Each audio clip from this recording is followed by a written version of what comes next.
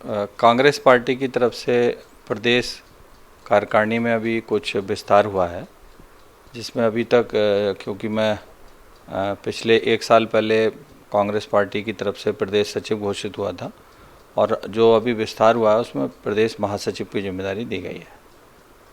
और मैं इस संबंध में सबसे पहले तो पार्टी के अपने शीर्ष नेतृत्व को, खास करके हमारी राष्ट्रीय महासचिव उत्तर प्रदेश की प्रभारी श्रीमती प्रियंका गांधी जी को धन्यवाद देना चाहता हूं। अपने प्रदेश अध्यक्ष आदरणीय अजय कुमार लल्लू जी को धन्यवाद देना चाहता हूं और साथ साथ हमारे जो राष्ट्रीय सचिव हैं, प्रभारी हैं इस जोन के, उन्हें भी धन्यवाद देना चाहता हूं कि उन्होंने मेरे पर दोबारा से भरोसा किया, एक बार सचिव बना करके और अब महासचिव की बड़ी जिम्मेदारी दे करके भरोसा किया है।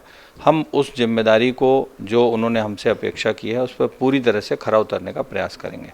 संगठन को मजबूत बनाने के लिए और पार्टी को ज़मीनी स्तर पर मजबूत बनाने के लिए अपना पूरा जी जान से जुड़ने का काम करेंगे। देखिए, इस समय हालात ये हैं कि पूरा देश समस्याओं से घिरा हुआ है। सरकार लगातार जनता को गुमराह कर रही है। जो जनता के मुद्दे हैं, जनता को राहत पहुंचाने की बात है, सरकार उस पर कोई काम नहीं कर रही है, सिर्फ जनता को गुमराह करने का काम हो रहा है। कांग्रेस पार्टी लगातार ऐसे समय में भी जब कोरोना महामारी चल रही है, कांग्रेस पार्टी लगातार सक्रिय है। हमारे नेता चाहे हमारे राहुल गांधी जी हों, चाहे हमारी राष्ट्रीय अध्यक्ष सोनिया गांधी जी हों, हमारी राष्ट्रीय महासचिव श्रीमती प्रियंका गांधी जी हों, हमारे प्रदेश अध्यक्ष अजय कुमार लल्लू जी हों, लगातार जनता के लिए सड़क पर संघर्ष करते नजर आए हैं। कांग्रेस पार्टी लगातार संघर्ष में है भी। मैं समझता हूं कि जनता को भी जो अभी तक केंद्र की सरकार ने या बीजेपी ने गुमराह किया है, जनता को अब समझ में आ रहा है कि उन्हें कहीं ना कहीं गुमराह किया गया।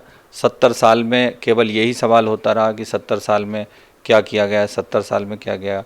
आज तक जो भी विकास दिखता है हमारे देश में वो सिर्फ कांग्रेस की देन है और जनता ने कहीं ना कहीं दोबारा से कांग्रेस को गंभीरता से लेना शुरू किया। मैंने जैसा बताया कि एक तरफ पूरा देश सोचने पर मजबूर है। जो हालात हैं देश के बहुत ख़राब हैं। जीडीपी, आप खुद ही ने आपने सवाल किया कि जीडीपी इस स्तर पर आ गई, हम लोग -23.9 पर चले गए। ये बहुत ही चिंतनीय विषय है। जनता में ना तो कोई कारोबार किसी का बचा है, लगातार गरीब और मध्यम वर्ग पिसता चला जा रहा है। सिर्फ पूंजीपतियों के हितों की बात सरकार सोच रही है। ऐसे में जनता को भी सोचना पड़ेगा कि कौन उसके हित की बात कर रहा है। मैं सीधे तौर पर कहना चाहता हूं कि इतने सालों तक कांग्रेस पार्टी ने शासन किया, कांग्रेस पार्टी ने कभी गरीब जनता को नुकसान होने नहीं दिया, कभी मध्यम वर्गीय परिवारों को नुकसान नहीं होने दिया। उसने जनता के हितों से कभी समझौता नहीं किया।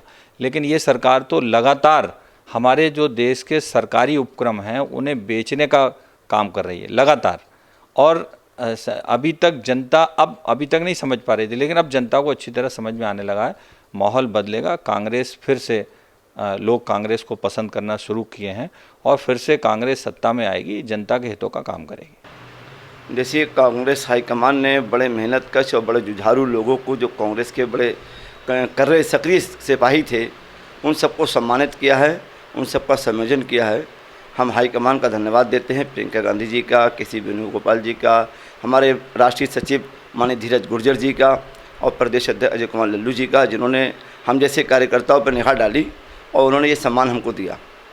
आज पूरे देश में जो अपराध की, बलात्कार की जो घटनाएं लगातार घट रही हैं, जो उत्तर प्रदेश की सरकार खिलाफ हो चुकी है चारों ओर, तो उसको लेकर उत्तर प्रदेश कांग्रेस कमेटी पूरे प्रदेश में जो जन आंदोलन कर रही है, जो लोगों की बात उठा रही है, जनता की बात उठा रही है, उसमें हम पूरी तरह से कांग्रेस हाईकमान के दिशा निर्देश पे काम करेंगे। अभी हमारे यहाँ 13 और 14 तारीख को राजीव गांधी सामान्य ज्ञान प्रतियोगिता का आयोजन हो रहा है। हर जिले में हो रहा है, पिछली बार भी हुआ था, इस बार ऑनलाइन हो रहा है। तो अभी हम उनको उसकी तैयारी के लिए, उसकी सफलता के लिए, ताकि राजीव गांधी जी के बारे में लोग जान सकें, राजीव गांधी का योगदान, उनकी कार्य योजनाएं, युवाओं के लिए उनका सपना, इस देश के लिए उनका सपना जो था, उस सपने को लोग जान सकें। भारतीय जनता पार्टी आरएसएस लगातार गांधी परिवार को बदनाम करने का जो काम कर रही है, लगातार उन पर कीचड़ उछालने का काम कर रही है। आज वो कीचड़ उल्टी उनके मुंह पर आके गिर रही है लगातार, क्योंकि लोग गांधी परिवार के योगदान को भुला नहीं पाएंगे। और देखिए, हाईकमान हमको जहाँ की जिम्मेदारी देगा, वहाँ हमको जाना है और लगातार हमको वहाँ मेहनत करना है, वहाँ संगठन को मजबूत करना है, संगठन देखना है, वहाँ संगठन के लोगों में सामंजस्य स्थापित करना है और जनता के बीच सड़कों पे जनता की मांगों को लेकर आंदोलन करना है। देखिए, कांग्रेस पार्टी आज की डेट में विपक्ष की सबसे अच्छी भूमिका निभा रही है। आज हम ये कहना चाहते हैं पूरे प्रदेश के अंदर, पूरे देश के अंदर इस मोदी और आरएसएस की सरकार के आगे सब नतमस्तक हो चुके हैं, सब घुटने टेक चुके हैं। केवल कांग्रेस पार्टी ही एक ऐसी पार्टी है जो इस आरएसएस और बीजेपी से मुकाबला कर रही है, वो भी जनता के लिए, देश के लिए, देश की तरक्की के लिए, देश के बचाने के लिए। और बाकी सब लोग विड्रा हो गए हैं। सब लोग, ऐसा लगता है कि विपक्ष कांग्रेस के अलावा दूसरा कुछ है नहीं, और इसलिए जनता भी समझ चुकी है। और नेक्स्ट जो फाइट होगी वो भारतीय जनता पार्टी और कांग्रेस की फाइट होगी और उत्तर प्रदेश में 2022 में कांग्रेस की सरकार होगी।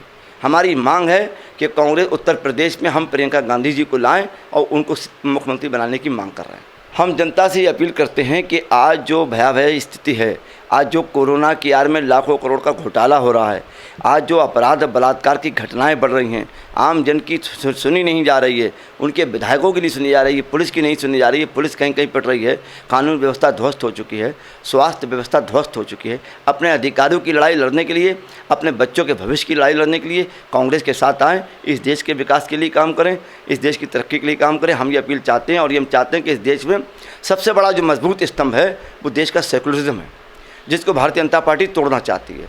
हमारी धर्मनिरपेक्षता के माध्यम से और उसके बल पर हमने दुनिया की चौथी शक्ति बनने का प्रयास किया। आज जो बोफोर्स तोप से लेकर तमाम जो तोप, तमाम जो सैन्य शक्ति हमारे पास है, तमाम जो IIT और तमाम जो मैनेजमेंट और बड़े स्कूल, बड़े कॉलेज हैं, ये हमारी धर्मनिरपेक्षता के बल पर हैं और धर्मनिरपेक्षता को हम मजबूत करना चाहते हैं। और लोगों से कहते हैं कि भारतीय जनता पार्टी RSS की बातों में ना कर इस देश की धर्मनिरपेक्षता को मजबूत करें, आपसी सौहार्द को मजबूत करें, इस देश को मजबूत करें।